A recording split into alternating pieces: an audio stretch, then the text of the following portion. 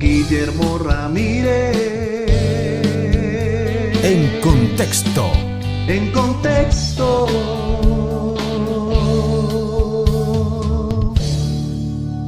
Hola, ya finalizando este tema acerca de adulterando las Biblias, vamos a continuar respondiendo estas dos preguntas en torno a las cuales hemos venido girando.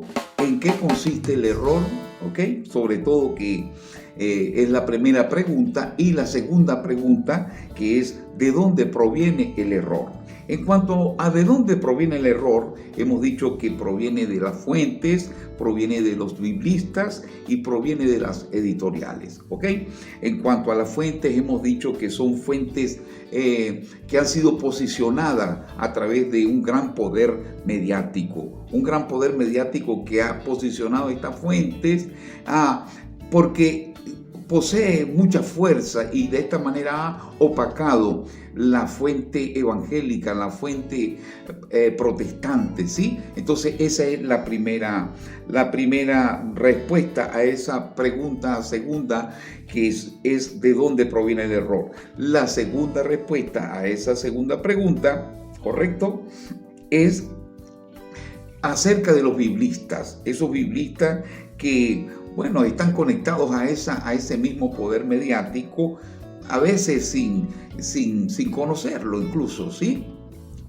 Y sin ninguna intención negativa, digamos, se conectan a ese mismo asunto del error y son parte de ese error. Esos biblistas de la crítica textual, ¿sí? Que presuponen y que, digamos, avanzan en base a un presupuesto, a una presuposición de que hay una transmisión, o sea, es su criterio teológico, hay una transmisión, hay una corrupción y hay una restauración. Es su criterio teológico, ¿sí? La Biblia fue transmitida a los profetas. No usan tal vez tanto la palabra inspirada, como dice la Biblia, sino una transmisión, ¿sí? Una transmisión de parte de Dios. Todavía se utiliza eso de que viene de Dios, ¿sí? Una transmisión a los profetas. Pero después de esa transmisión a los profetas y a los apóstoles, hubo una corrupción que se extendió por 1500 años, ¿correcto? Y ahora en este tiempo ellos han asumido el tercer paso de ese criterio teológico, que es la restauración. Entonces ellos están en la restauración, ¿sí? Es la segunda respuesta a ¿en qué consiste el error? La tercera respuesta es de la cual nos vamos a ocupar ahora, nos vamos a ocupar en esta última parte, ¿sí? Pero antes de ello quiero abordar algo de lo que nos dice Jesús, y que constituye nuestra verdadera ancla, nuestra verdadera luz. Y para ello voy a leer en Lucas capítulo 16, versículo 16. Lucas capítulo 16, versículo 16. Donde dice así: la ley y los profetas fueron hasta Juan. Desde entonces el reino de Dios es anunciado, y quien quiera se esfuerza en entrar en él. Empero fácil cosa es pasar el cielo y la tierra, que frustrarse una tilde de la ley. ¿Ok? Jesús está abriendo una compuerta. ¿Ok? Se está refiriendo a la ley y a los profetas, ¿sí? Y cuando habla de la ley y los profetas se refiere al Antiguo Testamento. En algún otro momento, refiriéndose a sí mismo, dijo que se tenía que cumplir todo lo que estaba escrito de él en la ley, en los profetas y en los salmos. O sea, en la Torá, en el Nabín y en el Ketubín, las tres partes de ese texto que se utilizaba y que él utilizó en aquel tiempo, que era el códice palestinense, ¿correcto? Sí, el que venía desde el tiempo de Edra y que en fin se fue formando y se fue, aglutinando, y él se refiere a él dándole una autoridad, ¿sí? tenía que cumplirse esa ley, tenía que cumplirse esos profetas. Pero a partir de allí, a partir de Juan, o sea, pero se refiere a Juan el Bautista, el reino de los cielos es anunciado, ¿sí? Y eso abre esa compuerta para que, digamos, vinieran la predicación, la enseñanza, la inspiración del Espíritu Santo sobre los maestros del Nuevo Testamento, sobre los maestros de la iglesia primitiva, los apóstoles de la iglesia primitiva, sus palabras proféticas, de la cual habla el apóstol Pedro también cuando dice, tenemos la palabra profética más segura. Y entonces se fue empezando a constituir esa escritura del nuevo pacto, que es nuestro Nuevo Testamento, ¿correcto? Nuevo Testamento que está siendo atacado fuertemente en este tiempo, habiendo ya sido adulterado desde hace tiempo el Antiguo Testamento. Ahora con el Nuevo Testamento se hace otro trabajo de mutilación, ¿sí? Entonces, pero Jesús, refiriéndose a ese Nuevo Testamento, dijo que ese Nuevo Testamento, sin embargo, no iba a invalidar el Antiguo Pacto. El Antiguo Testamento no pasaría ni una jota ni una tilde. Con esas palabras Jesús lo dijo. Pero les invito ahora a que vamos al punto 3. Hablamos de sus fuentes, de sus biblistas, ahora hablemos de las editoriales. Estamos hablando de editoriales ecuménicas y editoriales mundanales. Y lo voy a decir por qué hablo de la palabra mundanales, para no decir mundanas, ¿sí? ¿Ok? Y también el trabajo antiguo de los talmudistas, o sea, los judíos que siguen el Talmud, que no le dan tanta importancia a la Torá, sino al Talmud. Y el catolicismo romano que finalmente colocó allí los apócrifos en el Antiguo Testamento. Todos esos criterios fueron vaciados y recogidos por las sociedades bíblicas unidas, que inicialmente era la sociedad bíblica británica y extranjera, pero que en algún momento se separó porque ellos introdujeron los libros apócrifos precisamente, ¿ok? Y más adelante surgió una otra sociedad bíblica de la cual voy a hablar también con ustedes, ¿ok? Ahora, cuando digo que la sociedad bíblica es ecuménica, no lo digo yo. Ellos lo dicen en sus propios fundamentos constitutivos y se declaran como tal, ¿ok? No hay rollo con ellos en eso. Ellos lo dicen abiertamente, ¿ok? Entonces, estas sociedades bíblicas unidas fueron infiltradas y dominadas por la crítica textual. Y ya después de 1909, toda la Biblia, y sacan una versión y otra versión y otra versión, para el pueblo así, para el pueblo así, la nueva traducción viviente, para el idioma más sencillo, en fin, con pretextos como ese para hacer más comprensiva la Biblia, comenzaron a trabajarla, a adulterarla, a mutilarla, como ha pasado hasta hoy, ¿ok? Entonces, todos estos movimientos pro-catolicismo se siguieron moviendo, y ya en 1960, cuando sale la Reina Valera en 1960, ya había una adulteración muy mínima. Claro, uno puede seguirla usando, pero tiene sus alteraciones. Más seguro es ir a la 1909, ¿ok? Son cosas muy mínimas.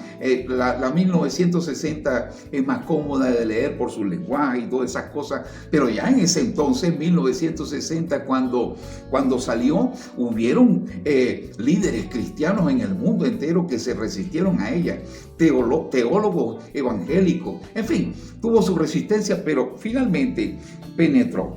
Pero hablemos de otra editorial, una horrible, se llama la editorial HarperCollins. La editorial HarperCollins, que es la propietaria de la nueva versión internacional. Propietaria de esa nueva versión internacional, ¿ok? Pero también HarperCollins produce la Biblia satánica. Estamos yendo bien, la Biblia satánica. Y más todavía, ellos producen un libro, un bestseller llamado El gozo del sexo gay. ¿Escucharon bien? La Biblia satánica y el gozo del sexo gay. Y a su vez también producen la nueva versión internacional. Y salen teólogos, y salen cristianos, y salen evangélicos defendiendo las HarperCollins. Y dicen, no, es que las HarperCollins, así como produce cosas buenas, también produce cosas malas. En fin, mezclan agua dulce con agua salada, contrario a los principios de la Biblia, pero eso es un dato importante que no es fácil conseguir, ¿ok? Ahora, hablemos por otro lado, de la fuerza de la edición de las Biblias cristianas evangélicas, ¿ok? Encontramos avales documentales, así como encontramos avales institucionales como la Declaración de Chicago, la Sociedad Evangélica de Teología y otros más. Encontramos también avales documentales, ¿ok? Para la posición evangélica, como uno que es sensacional, que se llama el hallazgo de los rollos del Mar Muerto, ¿ok? De la Biblia de aquellas cuevas del Qur'án, que contiene textos en rollos. No estamos hablando de códices, porque códice es un libro que tiene una página sobre otra, pero el libro más antiguo eran los rollos, ¿ok? Entonces estamos hablando de los rollos del Mar Muerto, que tiene textos de 300 años antes de Cristo hasta 100 años después de Cristo, algo así, ¿ok? Es un rango bien amplio, pero lo importante es que allí, en esos rollos del Mar Muerto, se encuentran coincidencias, como lo estoy diciendo, coincidencias con ediciones protestantes y evangélicas. Hay que hacer un programa especial sobre los rollos del Mar Muerto, ¿ok? Ahora, pero aparte de eso, encontramos la Sociedad Bíblica Trinitaria. Una vez que de esa Sociedad Bíblica inicial se separó, luego también en un tiempo cuando la Sociedad Bíblica Unida se metió con los unitarios, entonces la Sociedad Bíblica Trinitaria, que no quiere decir que sea del país de Trinidad, sino que cree en Padre, Hijo y Espíritu Santo, también se separó y se formó la Sociedad Bíblica Trinitaria. Recuerde que estamos hablando de datos difíciles de encontrar.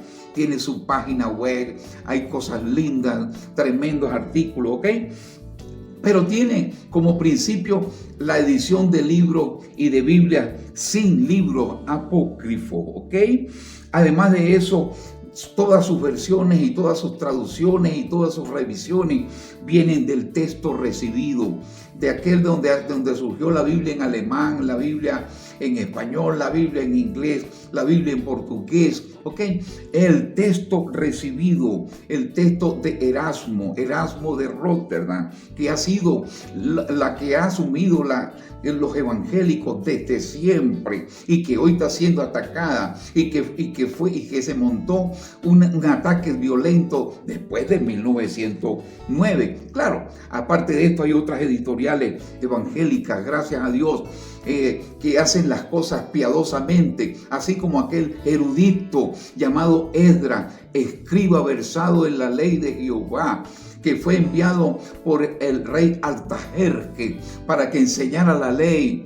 Nosotros nos mantenemos en esa línea, la que abrazó Jesús, ¿ok? Y la que avaló Jesús, como lo hemos dicho ya en otras videos anteriores. Pero ya como conclusión, tomemos en cuenta lo que dice el apóstol Judas. El apóstol Judas nos llama y nos dice allá en el versículo 4 de su carta, para que ustedes contendáis ardientemente por la fe, ¿ok?